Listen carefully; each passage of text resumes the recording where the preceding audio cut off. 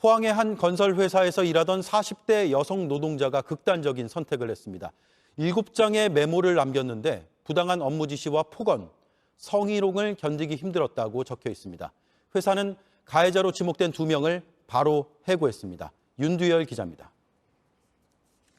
늘 난 괜찮다고 내 걱정은 하지 말라고 하는 엄마였습니다. 그런데 지난 4월부터 새로운 일을 시작하곤 힘들다고 자주 딸에게 털어놨습니다. 몸이 아프다고 한 적도 잦았습니다.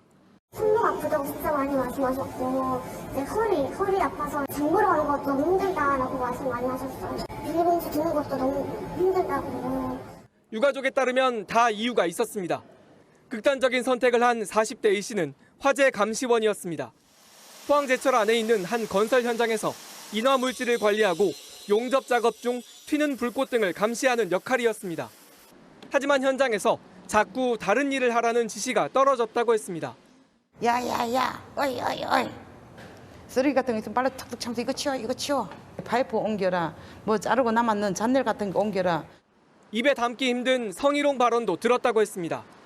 결국 일을 시작한 지 50일이 채 되기도 전에 극단적인 선택을 했습니다. A씨는 7장의 메모를 남겼습니다. 파이프 100개를 옮겨라, 머슴 취급을 했다며 그간의 일을 빼곡히 적었습니다.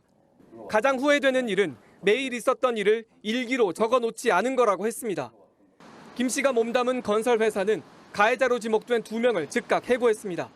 상호간에 이제 얘기하는 게 틀리니까 경찰에서 조사가 최종적으로 지금 나올 거예요. 그 사람에 대해서 형사처벌이나 민사처벌 같은 거는 강력하게 저희들이 숙제를 하겠다. 지목된 사람들을 1차로 조사한 경찰은 조만간 이들을 다시 불러 성희롱과 부당한 업무 지시에 대한 수사를 이어갈 계획입니다. 엄마가 마지막 사랑이 우리 큰통에 이렇게 와 있었거든요. 그게 마지막 그것이 나도 엄마한테 바로 전화했을 건데 내가 엄마한테 전화를 못해서 내가 엄마를 못 구한 것 같아가지고. JTBC 윤두열입니다. 하루하루가 지옥 같아. 그래서 아침에 가서 그냥 일 못하겠을 때 다 죄송합니다 하고 들어오려고요. 한 건설회사에서 직장 내 괴롭힘과 성희롱을 호소하다 극단적인 선택을 한 40대 노동자가 숨지기 전날 밤 동료에게 전화로 남긴 말입니다. 그 다음날 그만두겠다며 회사를 갔다가 15분 만에 나와서 집으로 향했는데 그게 마지막이었습니다. 15분 동안 무슨 일이 있었던 건지 윤두열 기자가 보도합니다. A씨는 힘들 때마다 바로 옆 현장에서 일하는 친한 동료에게 전화했습니다. 야, 어이, 나를 도대체 뭐로 생각하는지 그만큼 비참해가지고. 부당 지시를 당하고 폭언을 들었다고도 토로했습니다. 파이프 100개를 바로 집어치우면서 이거 치우래 저거고. 하루하루가 지옥 같아. 하루하루가 너무 지옥 같아요. A씨는 손목과 허리가 아파 병원에서 치료를 받기도 했습니다. 숨지기 전날 더는 견디지 못하겠다며 퇴사하겠다고 했습니다. 아침에 어디 가서 그냥 일 못하겠을 때 다 죄송합니다 하고 들어오려고요. 이 이야기를 들은 동료는 노조에 이런 사실을 알렸습니다.